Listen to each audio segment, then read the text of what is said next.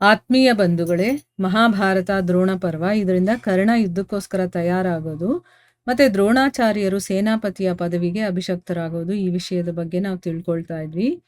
ಓದ ಭಾಗದಲ್ಲಿ ಧೃತರಾಷ್ಟ್ರ ಕೇಳ್ತಾನೆ, ಆಮೇಲೆ ಏನಾಯ್ತು ಹೇಳು ಅಂತಂದ್ಬಿಟ್ಟು. ಅದಕ್ಕೆ ಸಂಜಯ ಹೇಳ್ತಾನೆ, ಕೌರವ ಪಾಂಡವರು ಎಲ್ಲರೂ ಕೂಡ ಭೀಷ್ಮರು ಶರಶಯ್ಯೆಯಲ್ಲಿ ಮಲಗಿರೋದನ್ನ ನೋಡಿ ಎಲ್ಲರಿಗೂ ದುಃಖ ಆಗತ್ತೆ. ಆದರೂ ಕೂಡ ಕ್ಷತ್ರಿಯ ಧರ್ಮದ ಒಂದು ನಿಂದನೆಯನ್ನ ಮಾಡ್ತಾ ಭೀಷ್ಮರಿಗೆ ಪ್ರಣಾಮವನ್ನು ಮಾಡಿ ಅವ್ರಿಗೆ ಏನೇನು ಪ್ರಬಂಧಗಳನ್ನ ಮಾಡಬೇಕು ರಕ್ಷಣೆಗೆ ಅದನ್ನೆಲ್ಲ ಮಾಡಿ ಅವರು ಈಗ ಯುದ್ಧಕ್ಕೆ ಹೊರಡ್ತಾರೆ. ಈಗ ಭೀಷ್ಮರ್ ಇಲ್ದೇ ಇರೋದ್ರಿಂದ ಕೌರವರ ಗಮನ ಎಲ್ಲ ಈಗ ಕರ್ಣನ ಕಡೆಗೆ ಹೋಗುತ್ತೆ. ಅವರು ಕರ್ಣ ಕರ್ಣ ಅಂತ ಕರೆಯೋದಕ್ಕೆ ಶುರು ಮಾಡ್ತಾರೆ. ಈಗ ಮುಂದುವರೆದು ಹೇಳ್ತಾರೆ, ಈಗ ಮಹಾರಥಿ ಕರ್ಣ ಸಮುದ್ರದಲ್ಲಿ ಮುಳುಗ್ತಾ ಇರುವಂತಹ ಒಂದು ಹಡಗಿನ ಹಾಗೆ ನಿಮ್ಮ ಮಗನ ಸೈನ್ಯವನ್ನ ಆ ಆಪತ್ತಿನಿಂದ ಪಾರು ಮಾಡೋದಕ್ಕೆ ತಕ್ಷಣ ಕೌರವರ ಹತ್ರಕ್ಕೆ ಬರ್ತಾನೆ. ಅವನು ಯಾವಾಗ್ಲೂ ಕೌರವರಿಗೆ ಒಳ್ಳೇದ್ ಮಾಡೋದಕ್ಕೆ, ಅವ್ರಿಗೆ ಸಹಾಯ ಮಾಡೋದಕ್ಕೆ ಕಾಯ್ತಾ ಇರ್ತಾನೆ.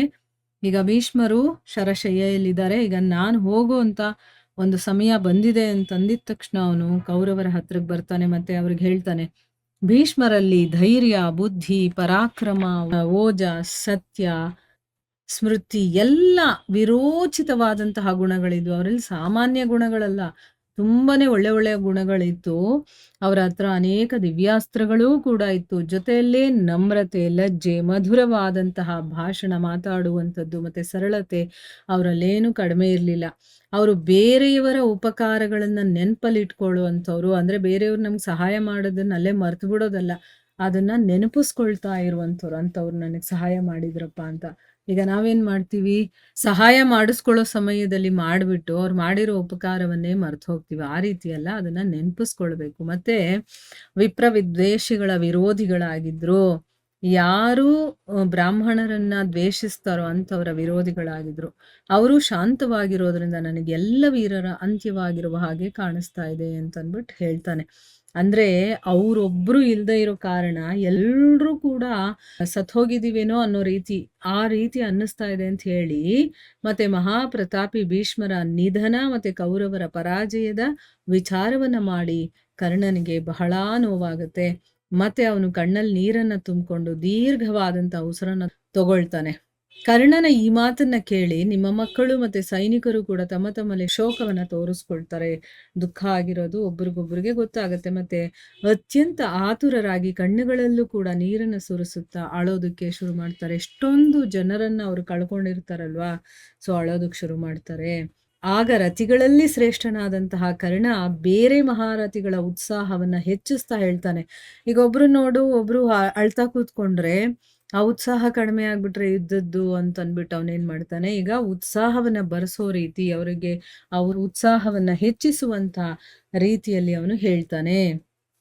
ಏನ್ ಹೇಳ್ತಾನೆ, ಭೀಷ್ಮರು ಸತ್ತಿರೋದ್ರಿಂದ ಯಾವುದೇ ಸೇನಾಪತಿ ಇಲ್ಲದೆ ಇರುವಂತ ಕಾರಣ, ಈಗ ಭೀಷ್ಮರು ಕೌರವರ ಸೇನಾಧಿಪತಿ ಆಗಿದ್ರು, ಈಗ ಅವರು ಸತ್ತಿರೋ ಕಾರಣದಿಂದ ಅಲ್ಲಿ ಆ ಒಂದು ಪೊಸಿಷನ್ಗೆ ಯಾರು ಇಲ್ವಲ್ಲ, ಅದಕ್ಕೆ ಕೌರವ ಸೈನ್ಯ ಬಹಳ ಗಾಬರಿ ಆಗೋಗಿದೆ. ಶತ್ರುಗಳ ಇದನ್ನ ನಿರುತ್ಸಾಹ ಅಂತ ಅನ್ಕೊಂಡ್ಬಿಡ್ತಾರೆ. ಓ, ಅವರಲ್ಲಿ ಉತ್ಸಾಹನೇ ಇಲ್ಲ, ಅವ್ರು ಅನಾಥರಾಗ್ಬಿಟ್ಟಿದ್ದಾರೆ ಅಂತ ಅನ್ಕೊಳ್ತಾರೆ. ಆದ್ರೆ ಈಗ ನಾನು ಭೀಷ್ಮರ ಹಾಗೆ ಇದರ ರಕ್ಷಣೆಯನ್ನ ಮಾಡ್ತೀನಿ. ಈಗ ನಾನು ಅನುಭವಿಸ್ತಾ ಇದ್ದೀನಿ ಏನಪ್ಪಾ ಅಂತಂದ್ರೆ, ಈಗ ಎಲ್ಲ ಹೊಣೆ ಅಂದ್ರೆ ಆ ಭಾರ ಏನಿದೆಯೋ ಅದು ನನ್ನ ಮೇಲಿದೆ. ಈ ಒಂದು ಕೌರವ ಸೈನ್ಯವನ್ನ ರಕ್ಷಣೆ ಮಾಡುವಂತ ಭಾರ ನನ್ನ ಮೇಲಿದೆ ಅಂತ ಅಂದ್ಬಿಟ್ಟು ಅವನು ಅನ್ಕೊಳ್ತಾನೆ. ಆಮೇಲೆ ನಾನು ರಣಭೂಮಿಯಲ್ಲಿ ಸುತ್ತುತ್ತಾ ನನ್ನ ಬಾಣಗಳಿಂದ ಪಾಂಡವರನ್ನ ಯಮರಾಜನ ಹತ್ರಕ್ಕೆ ಕಳಿಸ್ಬಿಡ್ತೀನಿ. ಮತ್ತೆ ಇಡೀ ಜಗತ್ತಲ್ಲಿ ನನ್ನ ಮಹಾಯಶಸ್ಸನ್ನ ಪ್ರಕಟಗೊಳಿಸ್ತೀನಿ. ಅಂದ್ರೆ ಇಲ್ಲಿವರೆಗೂ ಅವನಿಗೆ ಆಪರ್ಚುನಿಟಿನೇ ಸಿಕ್ಕಿರೋದಿಲ್ಲ ಅವನ ಒಂದು ಪರಾಕ್ರಮವನ್ನ ತೋರಿಸೋದಕ್ಕೆ. ಈಗ ನನಗೆ ಸಮಯ ಸಿಕ್ಕಿದೆ, ಈಗ ಒಂದು ಆಪರ್ಚುನಿಟಿ ಸಿಕ್ಕಿದೆ. ಅದಕ್ಕೆ ನನ್ನ ಯಶಸ್ಸು ಏನಿದೆ, ನನ್ನ ಒಂದು ಯೋಗ್ಯತೆ ಏನಿದೆ ಅದನ್ನೆಲ್ಲ ಈಗ ತೋರಿಸ್ತೀನಿ. ಅಥವಾ ಶತ್ರುಗಳ ಕೈಯಿಂದ ನಾನು ಸತ್ತು ಪೃಥ್ವಿಯ ಮೇಲೆ ನಾನು ಮಲಗ್ತೀನಿ ಅಂತ ಹೇಳ್ತಾನೆ. ಆಮೇಲೆ ತನ್ನ ಸಾರಥಿಗೆ ಹೇಳ್ತಾನೆ ಅವನು, ಸೂತನೆ, ನೀನು ನನ್ನನ್ನ ಕವಚ ಮತ್ತೆ ಶೀರ್ಷತ್ರಾಣವನ್ನ ತೊಡ್ಸು. ಅಂದ್ರೆ ಕವಚ ಮತ್ತೆ ಇನ್ನು ಏನೇನು ಶಸ್ತ್ರಗಳನ್ನ ತೊಟ್ಕೊಳ್ಳೋದಿರುತ್ತೋ ಅದನ್ನೆಲ್ಲ ತೊಡಸು ನನಗೆ. ಮತ್ತೆ ಶೀಘ್ರವಾಗಿ ನನ್ನ ರಥವನ್ನ 16 ಪರಕತ ದಿವ್ಯ ಧನಸ್ಸು, ಕತ್ತಿ, ಗದ, ಶಕ್ತಿ ಮತ್ತೆ ಶಂಖಗಳು ಎಲ್ಲ ಸಾಮಗ್ರಿಗಳಿಂದ ಅಲಂಕಾರ ಮಾಡಿ ಕುದುರೆಗಳನ್ನ ಕಟ್ಟಿ ತಗೊಂಡು ಬಾ ರಥವನ್ನ ಅಂತ ಹೇಳಿ ಕಳಿಸ್ತಾನೆ. ಅಂದ್ರೆ ಅವನು ಇವಾಗ ಯುದ್ಧಕ್ಕೆ ಹೊರಡುವಂತ ಒಂದು ಜೋಶಲ್ಲಿ ತನ್ನ ಸಾರಥಿಗೆ ಅವನು ಈ ಒಂದು ಆಜ್ಞೆಯನ್ನ ಕೊಡ್ತಾನೆ. ಹೋಗಿ ನನ್ನ ರಥವನ್ನ ನೀನು ತಯಾರು ಮಾಡು, ನನಗೆ ಕವಚಗಳನ್ನ ತೊಡಸು, ಆಮೇಲೆ ಬಿಲ್ಲು, ಬತ್ತಳಿಕೆ ಇದನ್ನೆಲ್ಲ ಇರುತ್ತಲ್ಲ ಅದನ್ನ, ಮತ್ತೆ ನನ್ನ ರಥದಲ್ಲಿ ಏನೇನಿರಬೇಕು ಅಂತ ಎಲ್ಲ ಹೇಳಿ ಅದನ್ನೆಲ್ಲ ಆ ಸಾಮಗ್ರಿಗಳನ್ನೆಲ್ಲ ಅಲಂಕಾರ ಮಾಡಿ ಕುದುರೆಗಳನ್ನ ಕಟ್ಟಿ ತಗೊಂಡ್ ಬಾ ಅಂತಂದ್ಬಿಟ್ಟು ಹೇಳ್ತಾನೆ. ಸೊ ಇಲ್ಲಿಗೆ ನಾವು ನಿಲ್ಸೋಣ. ಹರೇ ಕೃಷ್ಣ.